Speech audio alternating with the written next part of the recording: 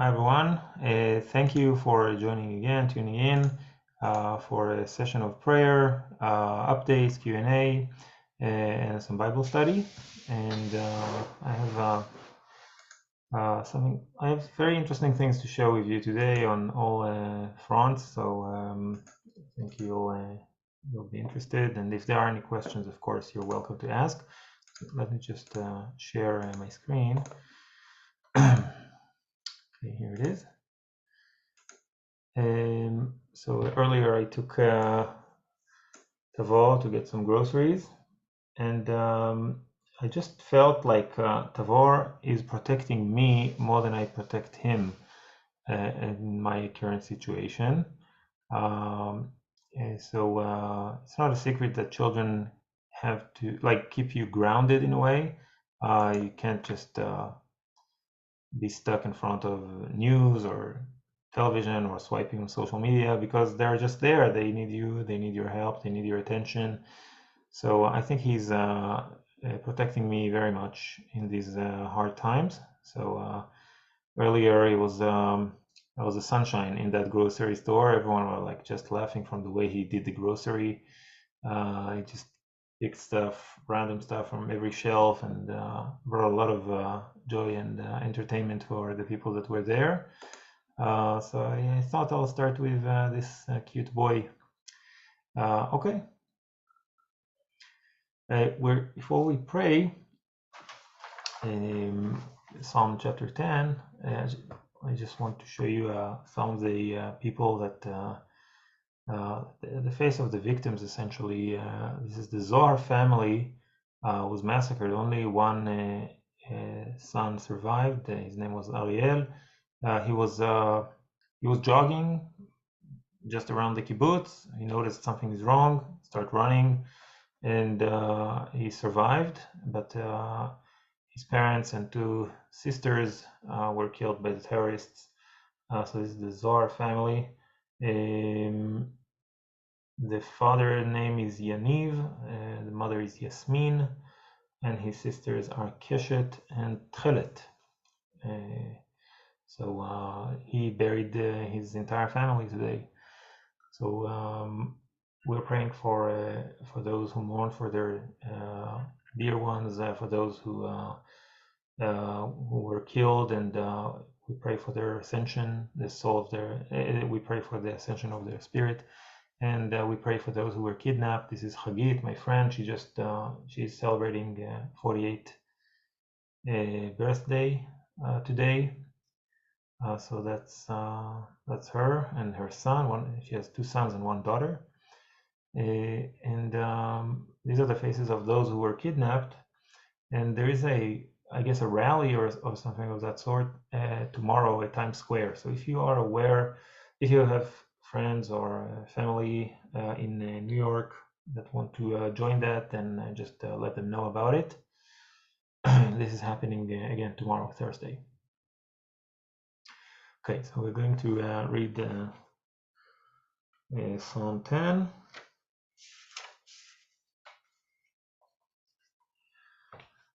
למה אדוני תעמוד ברחוק, תעלים לעיתות בצרה, בגאוות רשע ידלק עני, יתפסו במזימות זו חשבו, כי הלל רשע על תאוות נפשו, ובוצע ברך ניאץ אדוני.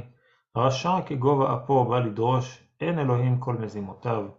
יחילו דרכיו בכל עת, מרום משפטיך מנגדו, כל צורריו יפיח בהם. אמר בליבו, בל אמות, לדור ודור אשר לא ברע. עלה פיהו, מלא ומרמות ותוך, תחת לשונו עמל ואבן. ישב במערב חצרים, במסתרים יהרוג נקי, עיניו לחלך יצפונו. יערב במסתור כאריה בסוכו, יערוב לחטוף עני, יחטוף עני במושכו ברשתו, ידכה יסוח ונפל בעצומיו. חלקאים אמר בליבו, שכח אל, הסתיר פניו, בל רעה לנצח, קום אדוני אל נשא ידיך. אל תשכח הענבים, על מני עץ רשע אלוהים, אמר בליבו לא תדרוש. ראית כי אתה עמל וכעס תביט, לתת בידיך עליך יעזוב חליך, יתום אתה היית עוזר. שבור זרוע רשע, ורע תדרוש רשעו בל תמצא. אדוני מלך העולם ועד, עבדו גויים מארצו, תאוות ענבים שמעת אדוני, תכין ליבם, תקשיב אוזניך, לשפוט יתום ודח, בל יוסיף עוד לערוץ אנוש מן הארץ. So if you follow the words of Psalms, again, it's always relevant, always a part of the context of the times that we're in. Just think about it again, Psalm 10. We always pray for our soldiers that will defeat our enemies and return back home safely. And I want to start with the updates, but before that, if you have any questions and you can't stay too long, then you're welcome to ask now, and then we'll continue with the updates. So if anyone has a question about things that came up, feel free.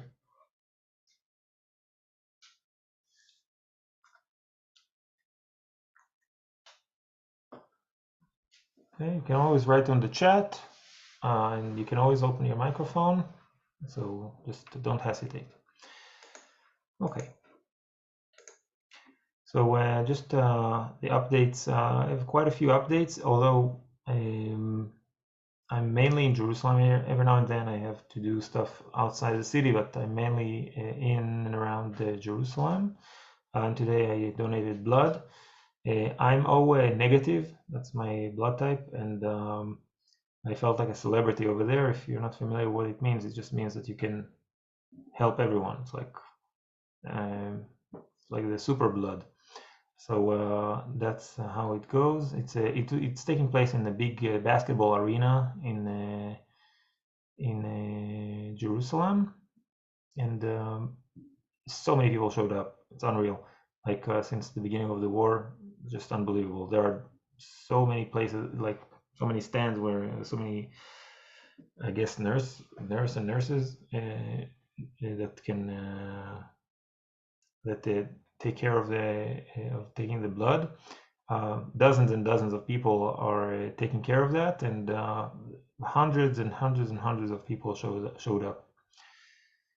Okay, just to show the solidarity and how it goes, you'll see everyone there from all walks of life. I took a photo of this ultra-Orthodox. Again, it's not surprising, it's just trying to show you this diversity. You'll see all people from all walks of life, men, women, young, old, just everyone is coming to donate blood.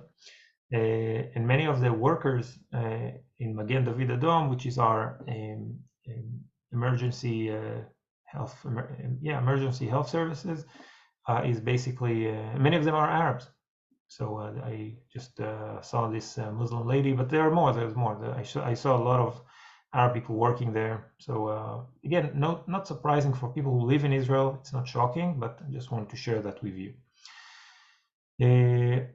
Yesterday,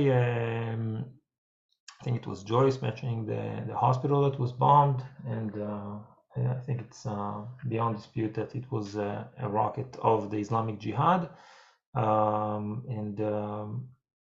This is a meme that was published by Stand With Us. It's a very famous Instagram account if you want to follow this organization, pro-Israeli organization. So they basically says Hamas fires at hospitals in Israel and in Gaza. Particularly in this case, it was the Islamic Jihad, but it's pretty much the same idea. Okay, these terror groups. So they caused real havoc in the Gaza Strip and all over the social media in our world, and it was just really everywhere, and they blamed Israel for that. And that's what, like a few hours later, the Israeli army already published an announcement that it was not a Israeli bombing. I must say about the Arab Israelis, I touched that a little bit yesterday, and today I saw a lot of videos. It was pretty interesting to see that. More and more faces that I've never seen before of Arab Israelis speaking for Israel and against Hamas. Now, I don't know the identity of these people, if they are Christian Arabs or Muslim Arabs or Druze. Okay, I just don't know for sure. From their accent, I know Arabic pretty well, so from their accent, I could tell that some of them could be Druze. Hard to say. It's hard to say with full certainty, but could be from the Druze community, which is very loyal. Like the one in the middle, I'm pretty sure she's Druze. The one on the right, I can't say for sure. She could be Christian, but can't say for sure. And the one on the left is 100% Muslim Arab, 100%. He's a Bedouin from the Arab tribes of the Negev Desert. I can tell his accent from a mile away. And something about me that maybe you don't all know, after my high school, before my army service, I actually volunteered for 1 year in the Bedouin community in the south. I was a teacher for English and Hebrew and math in the Arab tribes down south. I learned Arabic in high school, but over there I really mastered Arabic since this year of volunteering there. So I can assure you, this guy is definitely an Arab Muslim Bedouin guy. And as you can see, he has the Israeli flag on him and around him, and he's threatening Hamas. It's a part of a video, about maybe 1 minute video that my friend and I are working on the translation, and I'll send you the full video. He's basically with the Israeli army, and they want to revenge the death of, I'm not sure the number. I think it's a couple of dozens of Arab Bedouins that were killed in the attack. Something like that. Some from rockets, some from the actual terrorists that saw that they are killing Arabs. They killed them anyway. It's very strange. I don't know why they did that, but that's what happened. Some Bedouins were kidnapped into Israel. So anyway, I thought I will share that with you. And the video of that guy on the left, once it's ready, I'll spread it. I'll put the link on the group chat. Okay, so again, the Arab Israelis are starting to express themselves on social media with Israel and against Hamas. Very interesting thing. There was a question here. Other efforts to reach the Arabs in all countries with the truth that yesterday it was, and in the past also, the Islamists themselves that caused their own people to be hit by these rockets. I'm not really a part of these efforts. I assume there are people who do that. Yeah, I mentioned yesterday Yusuf Haddad is a very famous Arab Christian guy, very outspoken for Israel. That's really what he's doing full time. There is an attempt. He does that in Arabic and in English and some in Hebrew. Sometimes he speaks to the Israeli audience. So beside of him, he's like very famous for doing that. But I assume there are more. Now I saw like a whole bunch of videos that I just didn't expect to see. So I'm sharing this thing with you. And I didn't expect it, not because I don't know the Arab Israelis are with Israel and against Hamas. It's just that they were pretty silent about it because of social pressure and all the rest. It's interesting to see them on social media expressing that. This is a friend of mine. She's a tour guide, Nahama, and she posted, I'm a second generation of the first Holocaust. I'm the first generation of the second Holocaust. So people really see what happened, this whole massacre, this whole butchery that was going on as a second Holocaust. Not in the scale again, but in the level of brutality. That's really what a lot of people are feeling and thinking. And we touched that yesterday also about the tattoos that people are doing. I survived October 7th, etc. About a humanitarian crisis in Gaza,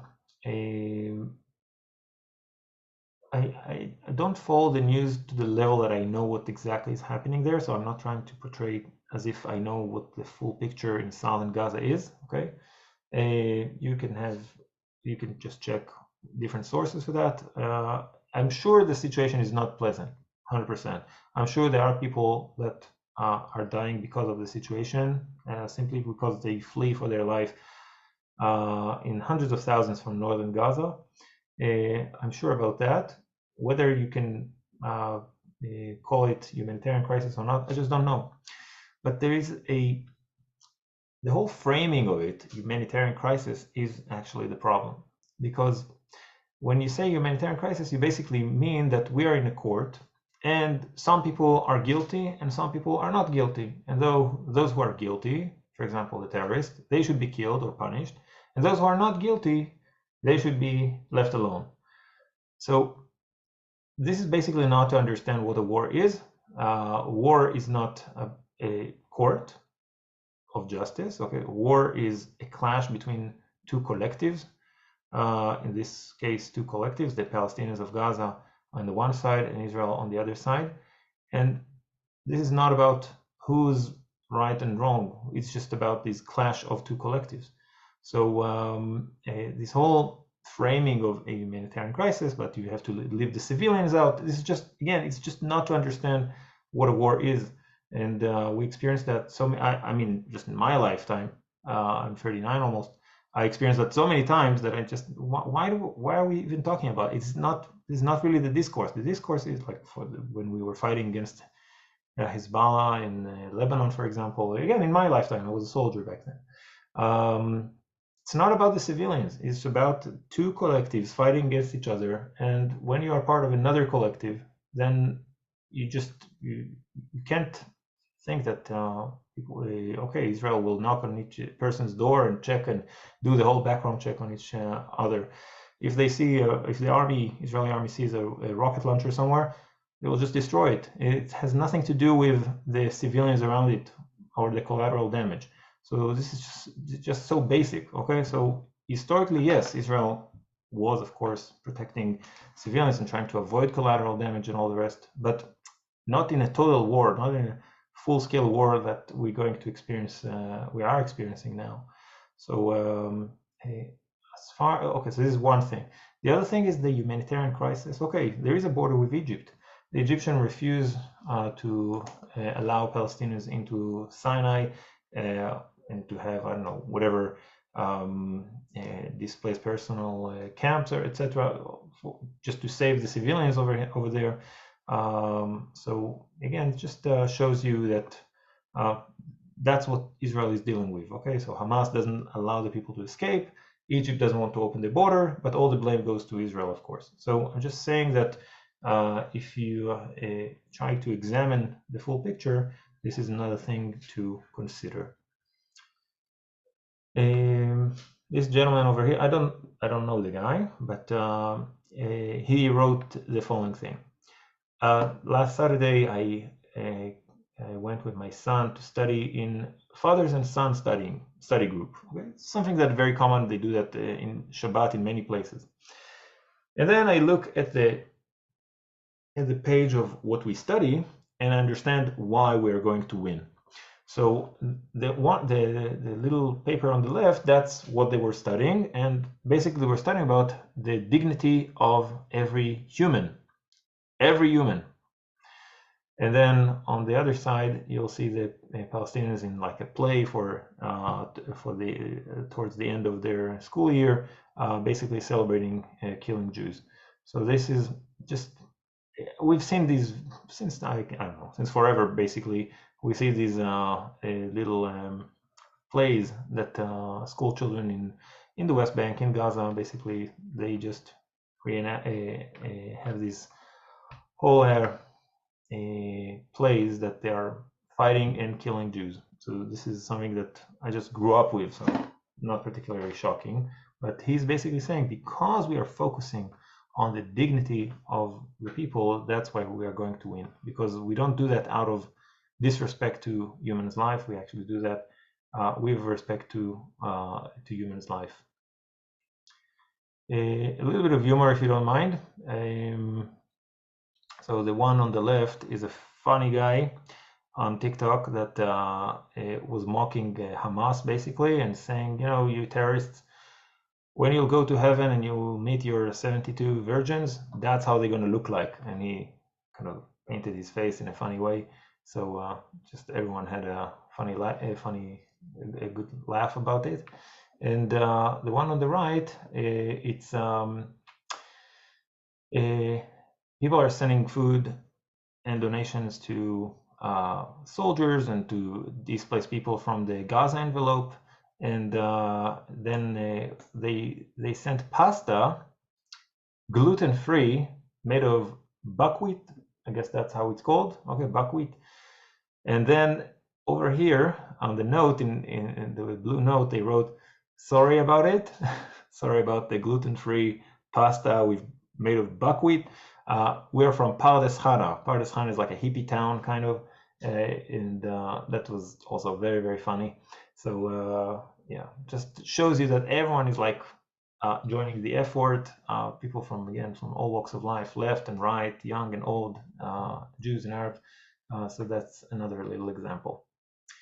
There's a very strong sentiment of breach of trust. I saw that I don't think I talked about it too much until now, but there's a very strong feeling of breach of trust between, like, the basic agreement kind of between the citizens of Israel and their government was breached. The contract, kind of the social contract, was kind of broken in this attack. And this lady is from Kibbutz Re'im. Her name is Dganit.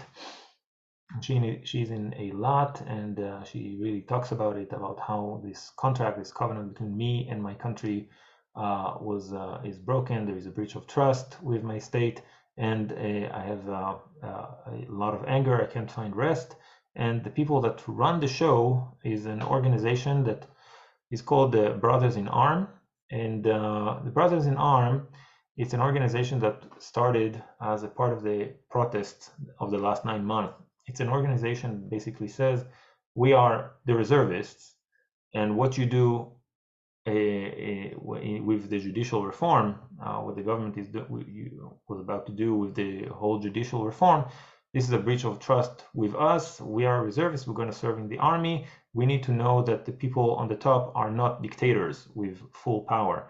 We need to know that there is a judicial system that could protect us from tribunals and the international law. And when you break and when you weaken basically the Supreme Court, you basically giving us trouble, okay? Because we're going to fight in the next war, which basically that's exactly what happens right now. We're going to fight the next war, and we're going to be accused in whatever crimes that the international community will accuse us. And because there is no strong Supreme Court that the world look up to in Israel, if you move forward with this judicial reform, then we will be arrested abroad. Okay, that's kind of like the argument. It's not the only argument, but this is just one of them.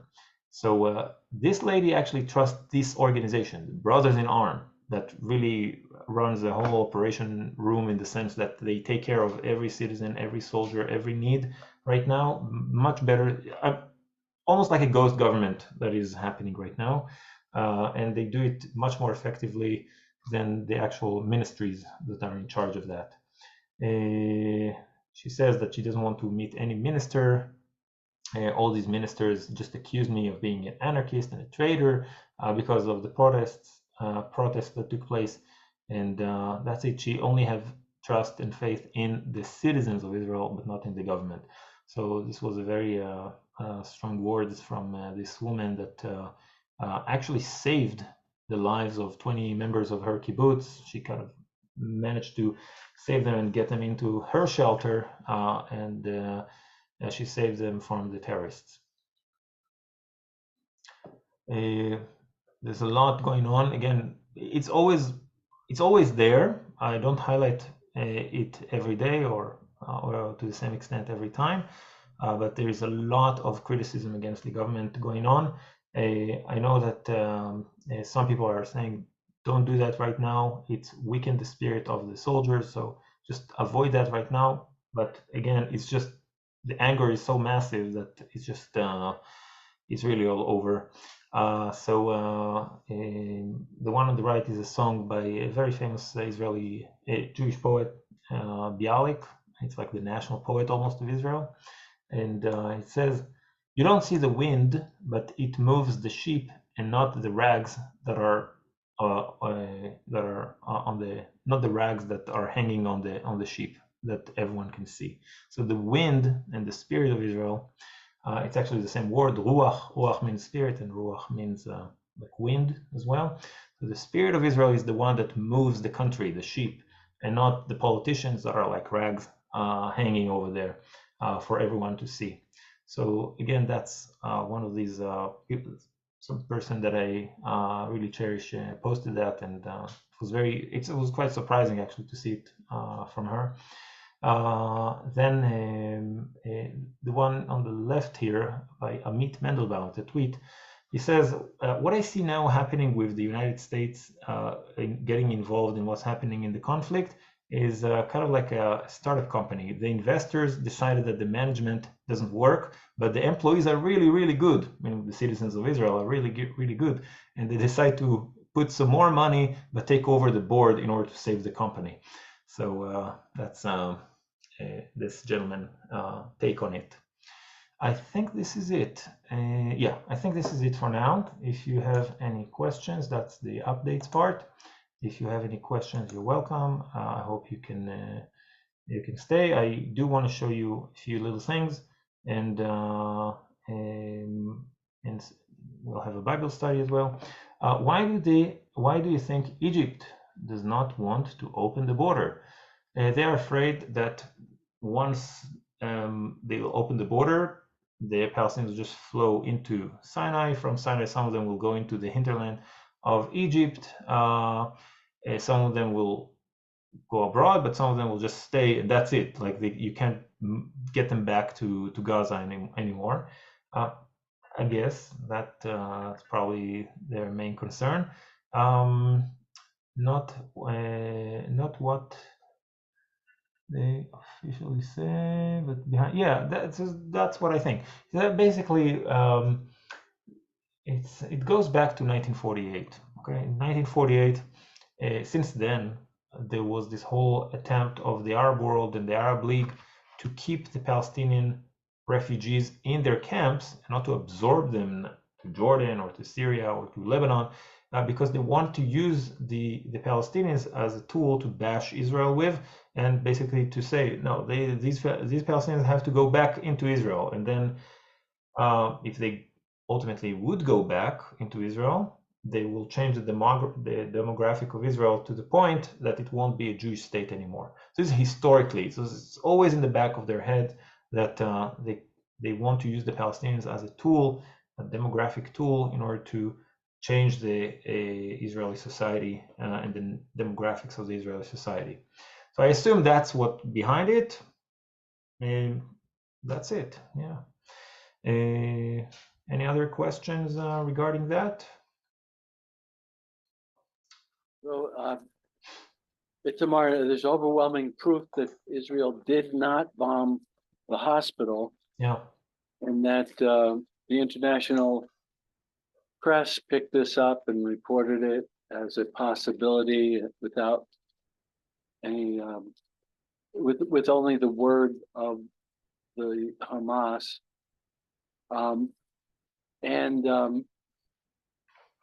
So I heard there were riots in Jerusalem and Judea and Samaria because of the hospital thing. Is that any? Not so much in Jerusalem, Okay. but yeah, other parts. So, I saw in Jordan and other countries they want to raid, or Turkey, I think it was, they raided the embassy or something of that sort, or at least attempted to get close to the embassy. But again, I just didn't follow the latest reports. and Abbas, I understand Abbas was accusing Israel for this. Mm-hmm. And so now let's see what happens, because there seems to be overwhelming proof that this was a mistake by the jihadists. And And also, what is your take on the international press reporting information that comes from Hamas? Uh, this what is it called? The health ministry. This is run by Hamas, and so Mhm. all of these numbers that are coming out of Gaza are coming from murderers, um, and they're reporting it as accurate information. It's just it's an overwhelming uh,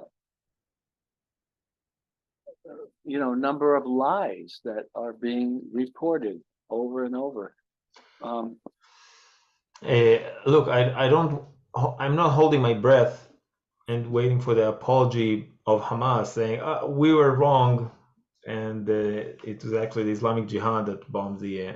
So I'm not waiting for that. I'm also not waiting for the hypocrite journalist or hypocrite news or media outlets that will correct themselves. I mean, I would expect them to do it if they are honest, but again, I'm not holding my breath.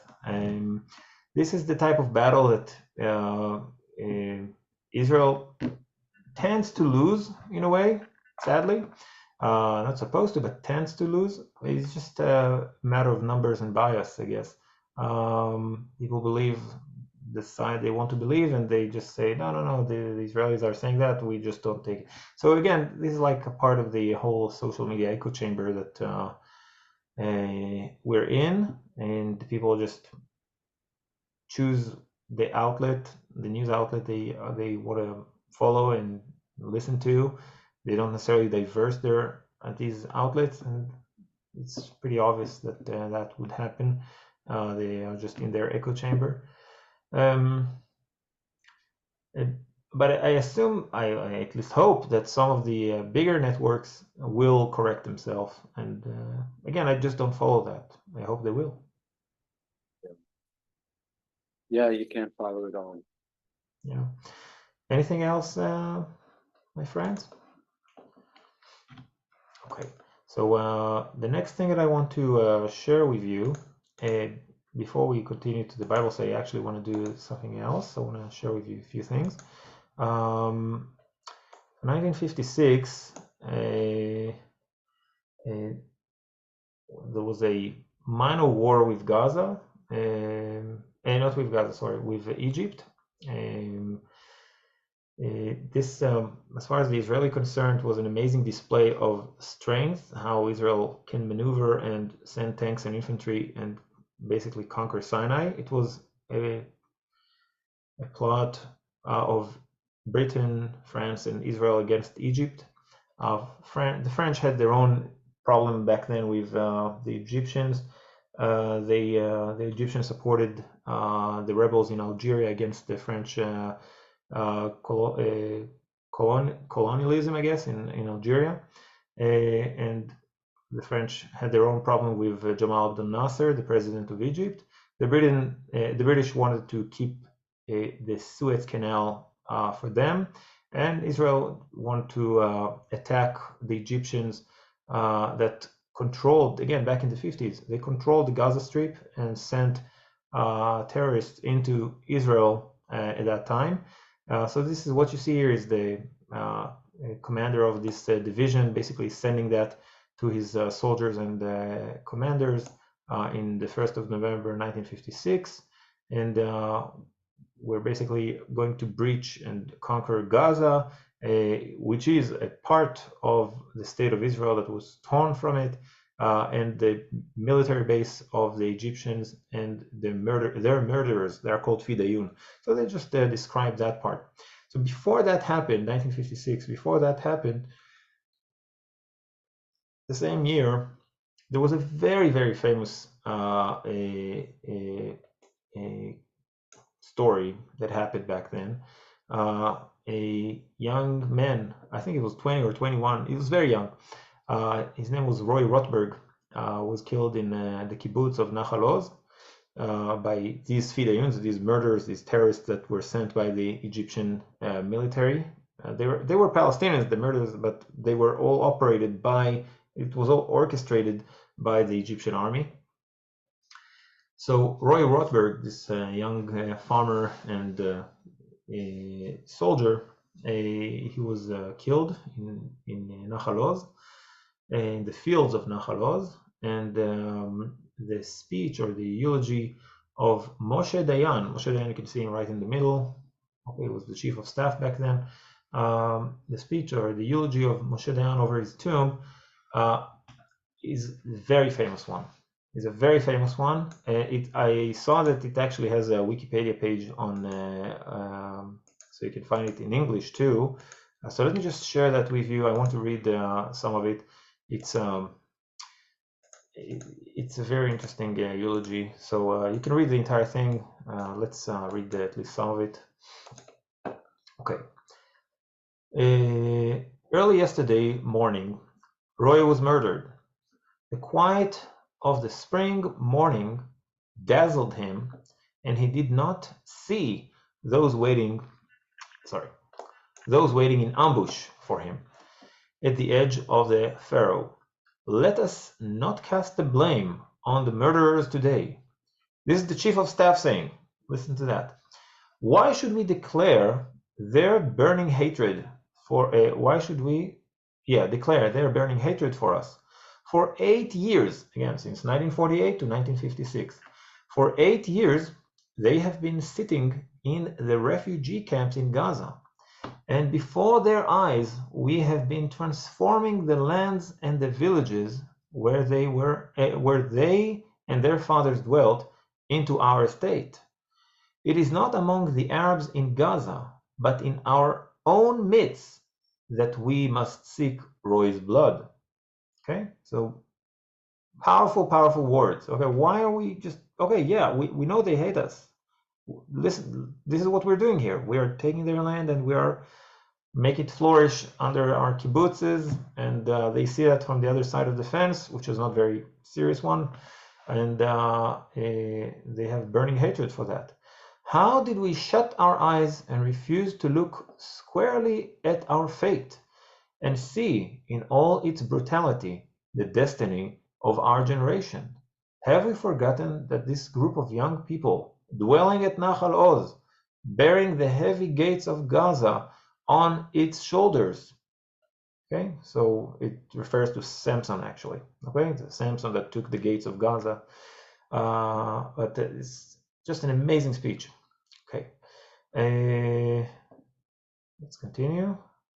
The young Roy who left Tel Aviv to build his home at the gates of Gaza, to be a wall for us, was blinded by the light in his heart, and he did not see the flash of the sword. I'll just say something about the light in his heart. Many of the people in the kibbutzes are center left. Historically, many of them are left or even hard left. Okay. There was a woman that I can't remember her name. I think she had a dual citizenship. She was German and Israeli, and she was actually helping. She was a farmer, very like agronomist. She was very expert in agriculture, and add to that, she was organizing transportation of Gazans, especially children, into hospitals in Israel. She was orchestrating that and helping this whole operation. So this is the type of light in the heart of the people that were either murdered or kidnapped. These are the type of people we're talking about. And they really reached out with their hands for the Gazans, hoping that they had all kinds of festivals around that.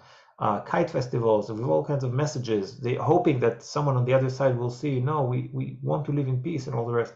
So their light in the light in the heart of Ro'i in the 1950s is really the same light that we saw in the people of the kibbutzim even today. Then it goes on. The yearning for peace deafened his ears. Okay, I'm here. The yearning for peace deafened his ears, and he did not hear the voice of murder waiting in ambush. The gates of Gaza weighed too heavily on his shoulders and overcome him. Okay, so I wanted you to be familiar with this amazing eulogy, almost like prophetic eulogy, of Moshe Dayan in the 1950s. This is the destiny of our generation. We'll always have to protect ourselves, and even if we strive for peace, it's not always achievable. Chris is writing, there were and are tonight again pro-Palestinian riots in Berlin. They were forbidden, but took and take place. Sorry, there's something. Took and take place with violence against police, and a synagogue was attacked with a Molotov cocktail as well. Okay, Chris, thank you for sharing that.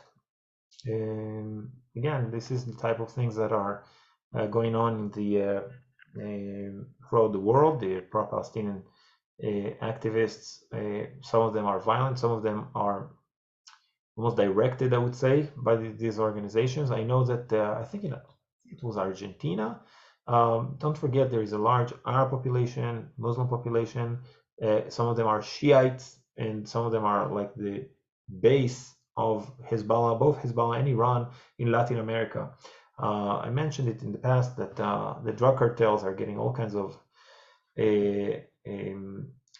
guidance and support from these terror organizations, and when you smuggle, let's say, from Latin America, when you smuggle drugs, it's the same way that you'll smuggle weapon later.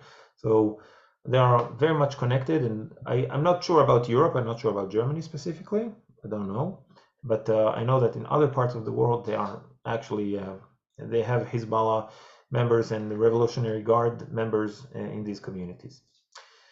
Okay. Anything else before we move to the Bible study? Any questions?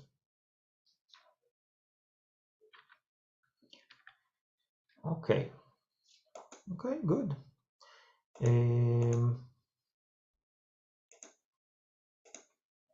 So let me just share my screen here.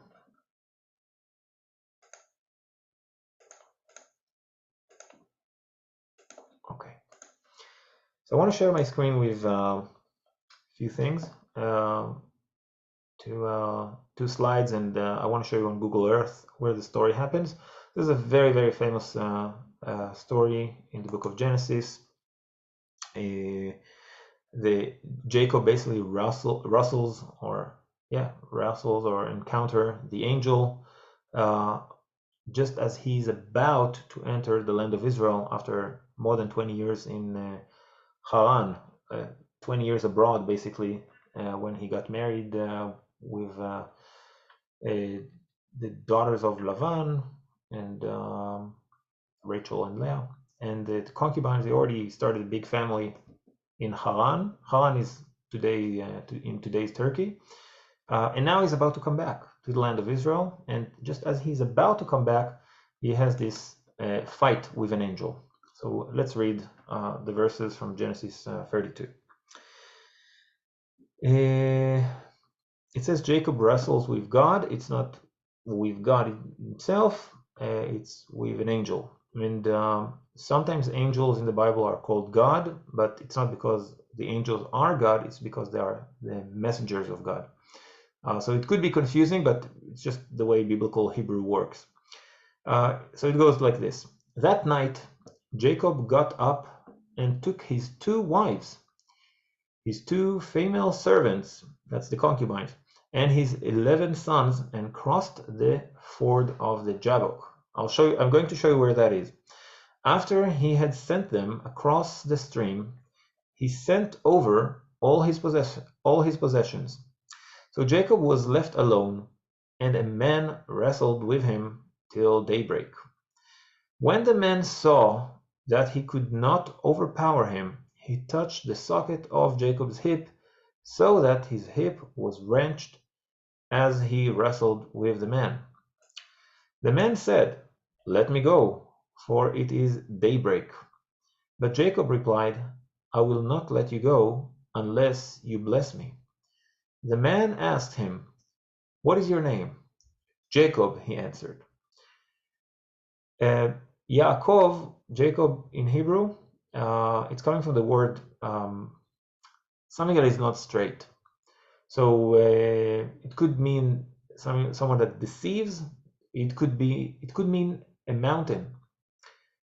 What does it have to do with each other? A mountain deceives the one that walks in the mountainous area. Okay, if you hiked long enough, you know that you hiked up the mountain, you think you're almost done, and then you see that, oh no, I'm just halfway.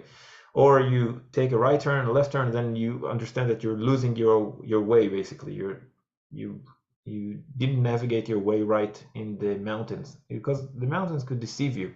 Okay, so Jacob, Yaakov, has to be he can't be a straight person.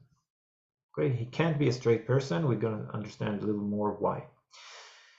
Then the men said, your name will no longer be Jacob, but Israel, because you have struggled with God and with humans and have overcome.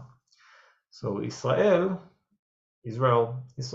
means the one that wrestled with God and humans. Okay, basically Sarah. It's one of our roots. Okay, Sarah means to be in power.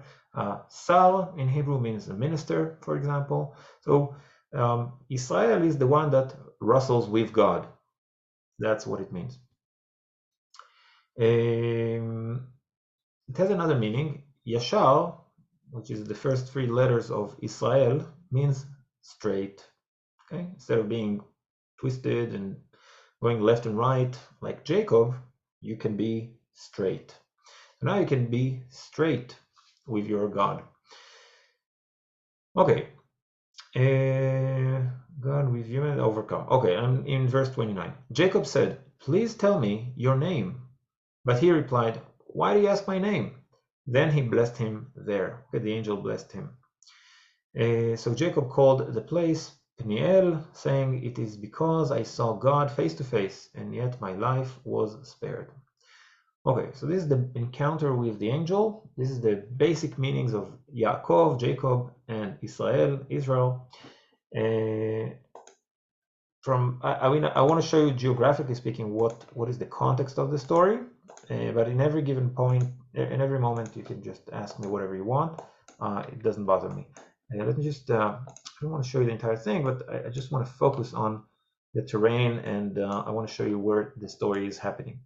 So this is Israel, the Mediterranean clearly on the left, and what you see here in the yellow, that's the walk of Jacob from Haran.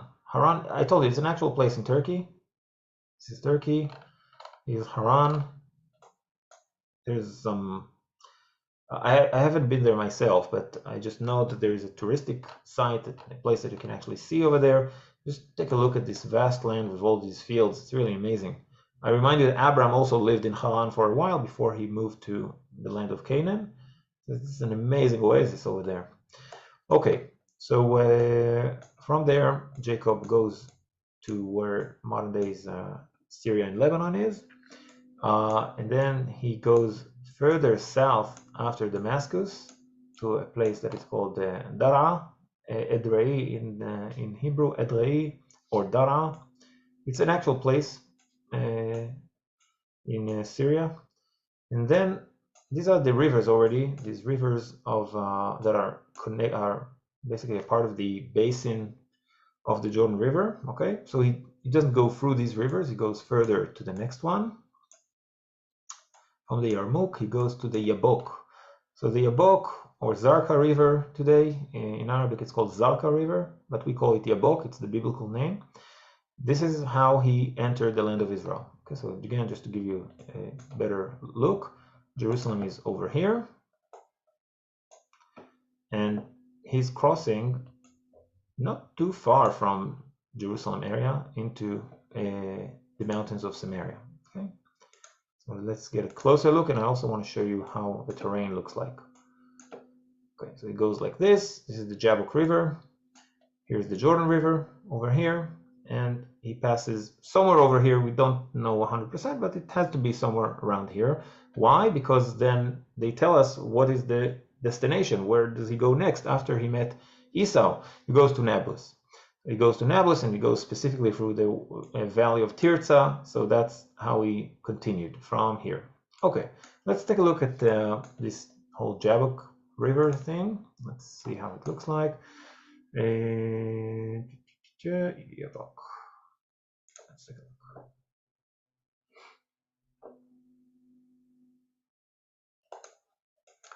Then it's not a very serious river. Okay, today it's just a trickle, but even if it's flowing in much more dramatic fashion, let's say in wintertime, still, we're not talking about the Mississippi. Okay, this is it. Small thing. This is Jordan. We're in Jordan right now. Okay, let's continue.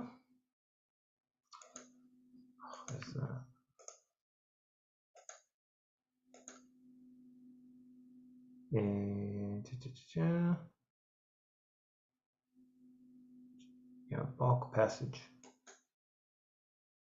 Okay. No, one before. Ah, okay. I see what happened.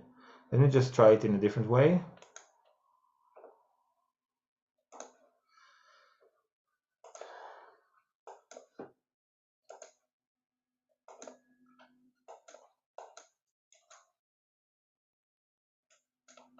Ah, okay, okay. So I don't have it the way I thought. Okay, well, this is the best I can do, I guess. So just for you to know, this is the area. This is the terrain of.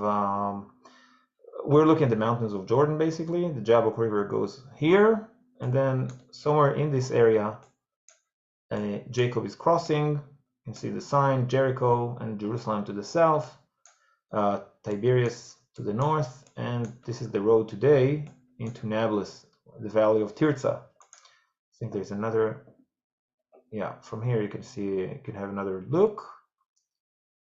Okay, so once again, this is the valley of Tirzah, going up to Nablus. It's a very famous farmland of the Palestinians. That's what you see over here. And these are the mountains of Jordan already. So Jacob came from somewhere around here and climbed up the valley of Tirzah. So the whole story is happening in this terrain. Okay. So if there are any questions about that, you're also welcome. And what I'm trying to I forgot that part. That was actually important. So where exactly the name is changing? The name is being changed when Jacob is entering the land of Israel. Okay, so this is actually what I want to focus on. Let me maybe draw this. So as long as Jacob is outside of Israel, he is Jacob. Okay, but once he goes into Israel, he is Israel. Israel. Okay. So our third forefather has a very strange identity. He has the identity of a person. He has one identity when he's abroad, Jacob, and he has another identity when he's sovereign, Israel. Okay, these are the two identities of our third forefather. So the Jacob that we learn about from his childhood is a weak person. He's in the tents. There are all kinds of rabbinic literature speaking about him, just studying Torah in the tents, kind of a nerdy guy, not too much connected to the land. He's not a man of the field. He's not a hunter like Esau. And it's pretty obvious in the story of in the book of Genesis that the older brother, not just biologically speaking, not the first one that was born, but also the older and the greater brother is Esau. He's out in the field, he's hunting, and Isaac favored him. And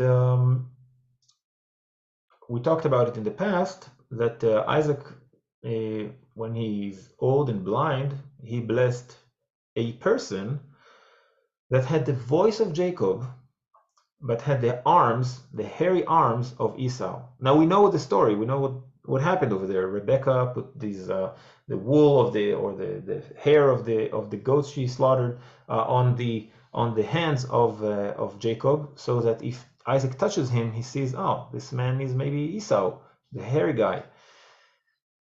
But Isaac, although he was blind, he was not confused by that. In a sense, he said, yes, it's good if I can bless a person, my son, which has the voice of Jacob. Okay, he can be a person of God, but has the arms of Esau. He can do politics. He can fight. He can be sovereign. He can start a kingdom. He could change and transform the world through politics and through history. This is the person that I want to bless. Okay, so for many years, when Jews were in exile, they were very much Jacob. Had to turn right and left in all sorts of ways in order to survive in the long exile. Because it's hard. It's just hard to live as a minority in different among different nations, as friendly as they are. But once the nation of Israel is back into the land of Israel, they get the name Israel. And I have this, I don't know if it's too funny, but there are not too many countries named after a person. So I came up with two: Israel, which is named after Israel, our forefather, and Saudi Arabia, which is named after Ibn Saud, the father of that family. So it's not like too many countries today are named after an actual person. And I don't think I mean, I'm just saying that the name Israel is the glory or the greatness of that person, Jacob. He's not abroad anymore. He's back into the land of Israel. He wrestles angels. He wrestles people, and he prevails. This is it. That's what I wanted to share with you.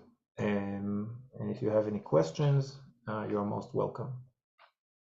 Itamar, the hip injury to Jacob before he was renamed.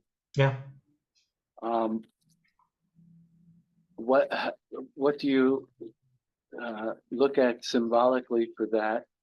Could this war be the hip injury before